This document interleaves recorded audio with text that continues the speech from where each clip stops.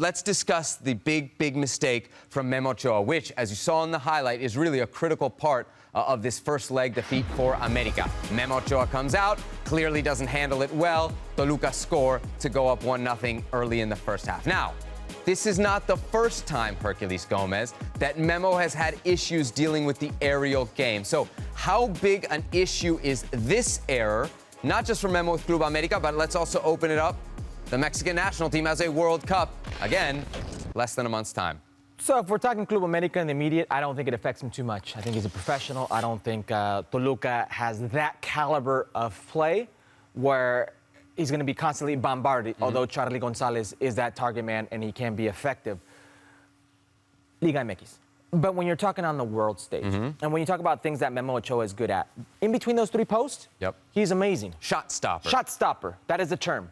Have him come out of those three posts, he feels naked, he feels vulnerable, and he's not good. And this isn't something that's new. This is something that's hampered him his whole career.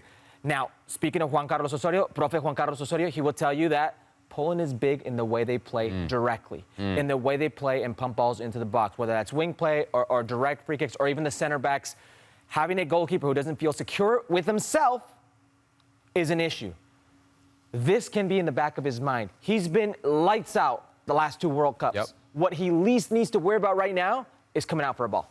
At club level, I'm with you. I don't think it's that big an issue because relative to the other goalies in Liga MX, he's still at the top, right? Absolutely. So you still, as America, even though this is a disadvantage, you still have an advantage in terms of you have a great goalie. Correct.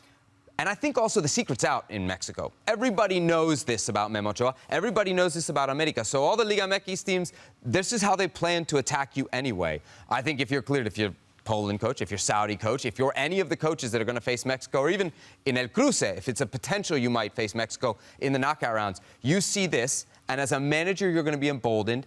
And if you're a player and you see this highlight, you're going to say, no, we got to be testing every ball in. So I think when we talk about the World Cup, yeah, Poland may be the scariest in terms of the aerial game, but I think everything for Mexico is a threat with set pieces. What about the psyche of the players with Mexican national team? It's one thing knowing that it's Carlos Gonzalez who's getting in the end of this, so potentially. It's another thing when you think, wow, it's Robert Lewandowski. So you think as a center back, this kind of almost conditions how you play, knowing that, all these guys will have seen Memo's mistake. They know what Memo's It's not new, so I don't think it'll be conditioned, but it's certainly in the back of your mind. If you're a center back in that first game, you're expecting a physical battle. If you're Hector Moreno, if you're Cesar Montes, if you're Nestor Araujo, whoever the case, whoever the center back may be, that is on your mind, that you have to be at your physical best versus whoever's playing that 9 position and elsewhere, because you have to make up in other areas. Why don't you think we've seen him exposed in other World Cups? Or has he been exposed, but maybe we've just been so focused on the incredible performance against Brazil? I do remember, I do think of the Sweden game. When are goalkeepers the best players on their team? Right, when things are bad. But I do remember the Sweden game, and I remember thinking